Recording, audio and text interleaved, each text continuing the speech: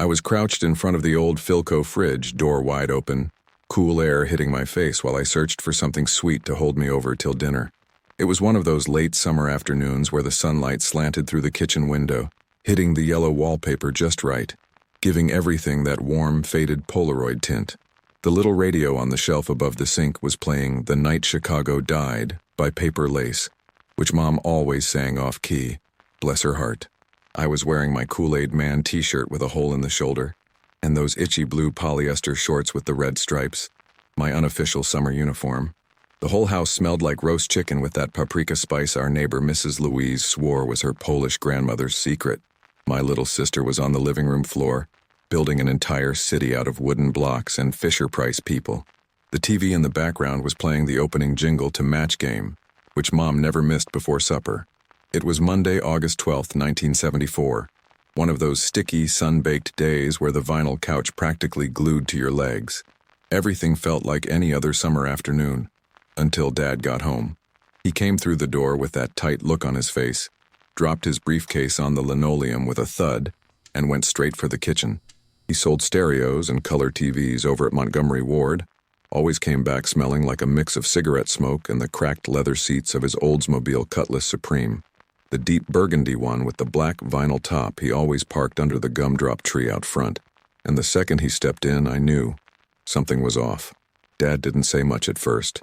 He walked past me, still crouched in front of the fridge like a raccoon in a trash can, and gave me that look.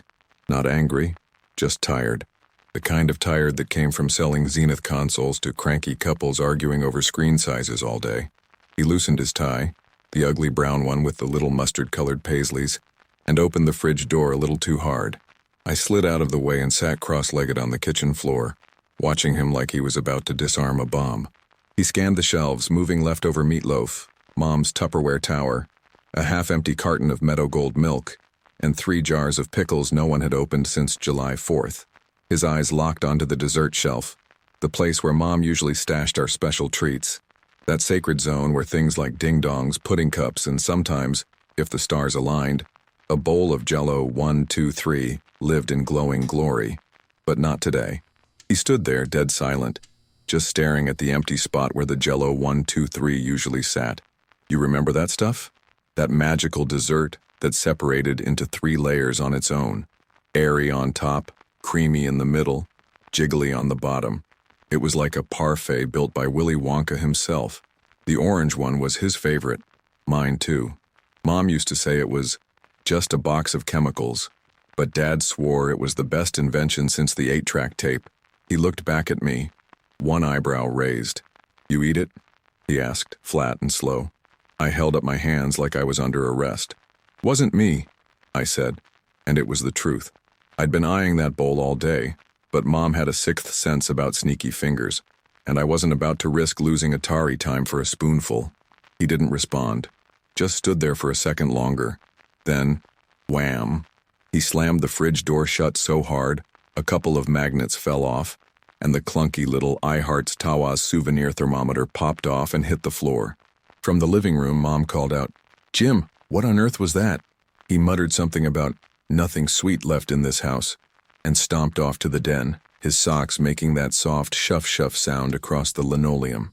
After the fridge slam of '74, things settled into that strange quiet, the kind where nobody talks but everyone's ears are tuned to the tension humming in the air. Mom didn't even pause her ironing. She just turned up the volume on General Hospital, which was midway through some dramatic monologue from Luke or Scotty or whoever was making Laura cry that week.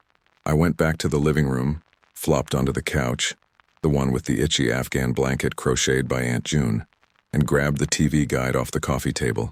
I thumbed through it, looking for what time the $6 Million Man came on that night. Steve Austin always made Mondays bearable. In the kitchen, Mom was still ironing Dad's shirts with her big old GE steam iron, the kind that hissed like a pressure cooker and leaked water if you tilted it wrong. Her hair was in hot rollers, and she had a lit Virginia Slim hanging from the corner of her mouth, ash about an inch long. Every now and then, she'd tap it into the turquoise glass ashtray without even looking. My sister was humming to herself, making her little people have a picnic on a paper plate. One of the figures had peanut butter smeared on his plastic head, but she didn't care.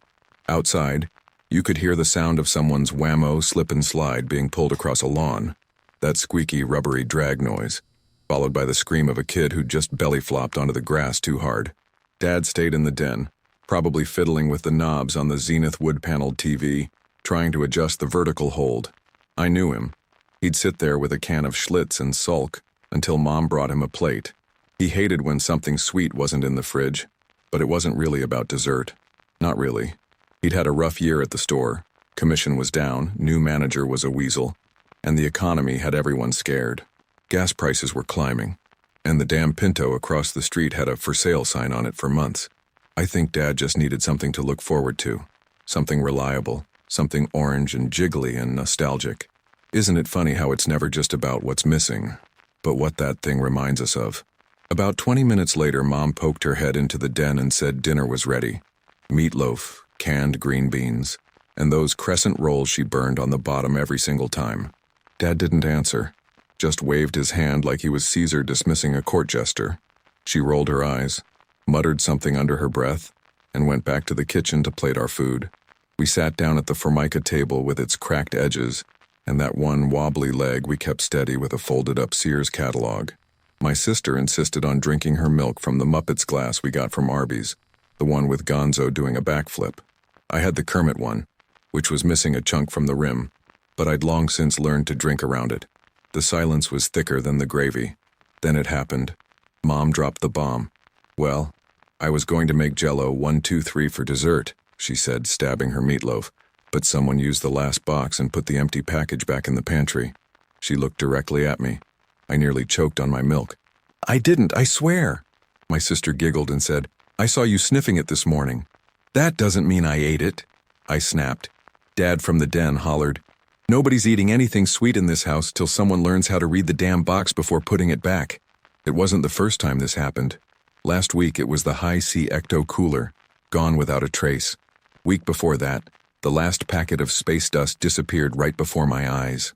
In our house, snack justice was serious business. Mom sighed and lit another cigarette. "I miss when food just stayed where you left it. And honestly, I did too. You remember that? When someone finished something and left the empty box as a cruel joke? Like seeing the bright orange of a Dunkaroos pack and realizing it was full of air? Or opening the fridge to find a bonkers candy wrapper. But no candy? Tell me, what was your Jell-O 1, 2, 3? That one snack that disappeared too fast and caused a small domestic crisis. After dinner, things went on like nothing happened. Or at least, everyone pretended they did. Mom washed dishes while humming "You're Having My Baby" by Paul Anka, which was all over the radio that summer and made Dad roll his eyes every time. My sister fell asleep on the shag carpet watching Zoom on PBS, a half-eaten fudgsicle melting onto her chin. But I could still feel it in the air. Dad's disappointment. Not anger, not even frustration. Just that quiet kind of letdown that seeps into a person when life throws one more tiny dart at them after a long day. He finally emerged from the den, slow like his bones were heavier than they should be, and opened the fridge again. I watched from the hallway, behind the safety of the beaded curtain that separated the kitchen from the back of the house. He stood there for a moment, maybe hoping it had somehow materialized in the last 2 hours. That maybe, just maybe, Mom had hidden a bowl of that sunset orange Jell-O 1, 2, 3 in the back behind the Velveeta and the Miracle Whip. But no, the shelf was still empty. That clean little circle of cold glass where the bowl should have been stared back at him like a cruel joke. He closed the fridge door slowly this time. No slam, just a soft thud. He stood there, hand on the handle, staring at the linoleum floor with the faded fruit pattern. Then he said it almost to himself, "I just wanted one damn spoonful." And man, something about that hit different. Like seeing your dad wish for something small and not get it. It knocked the wind out of me more than any spanking or grounding ever could. I walked over, pulled open the junk drawer, and dug around past the Scotch tape, rubber bands, and expired coupons until I found what I was looking for. A crumpled, unopened box of orange Jell-O 1, 2, 3, wedged behind an old packet of stovetop stuffing, and a paper menu from Howard Johnson's. "Here," I said, holding it out like it was a peace offering. He looked at the box, then at me, and for a second, just a flicker. The corner of his mouth curled. A half smile, that was all. "Now we're talking," he said. "We didn't make it that night. The Jell-O 1, 2, 3, I mean. It was too late, and Mom said if we messed up her freshly cleaned kitchen again, she'd toss us both in the washing machine on spin cycle. But just knowing we had it, that was enough for Dad. He stuck the box on the fridge shelf like a trophy. A promise. Tomorrow, he said, after work. And we kept that promise. The next evening, after dinner, we made it together. I stirred while he timed it with that yellow kitchen timer shaped like an egg, the one that ticked loud enough to wake the neighbors. We poured it into the big glass bowl, the one reserved for holidays and banana pudding, and set it gently on the top shelf of the fridge like it was an exhibit in the Smithsonian. We waited the full 4 hours. No cheating, no peeking. Then we pulled it out and there it was, just like the picture on the box. 3 perfect layers, light orange foam on top, smooth cream in the middle, and that classic Jell-O wobble on the bottom. It shimmered under the kitchen light like some glowing artifact from a sweeter, simpler world. We each got a bowl, sat at the table, didn't say much. I watched Dad take that first bite, close his eyes, and let out a quiet, like it was the best thing he'd tasted in years. Maybe it was. Maybe it had nothing to do with the Jell-O and everything to do with that one peaceful moment. Nothing broken, nothing loud, nothing rushed. Just cool dessert on a hot night. Just father and son. Just enough. Funny how those little things stick with you. I've had 1,000 fancy desserts since then. Creme brulee, tiramisus, gelatos flown in from God knows where. But none of them ever came close to that bowl of Jell-O 1, 2, 3 from August 13th, 1974. Because it wasn't just dessert. It was the end of summer. The comfort of routine, the sound of Dad's laugh, and the hum of that little Philco fridge. And now, every time I open my fridge and see the empty shelf, I think of him. Not slamming the door, just standing there, hoping for something sweet. What about you? What's the one thing from your kitchen, from your childhood, that you'd give anything to taste one more time?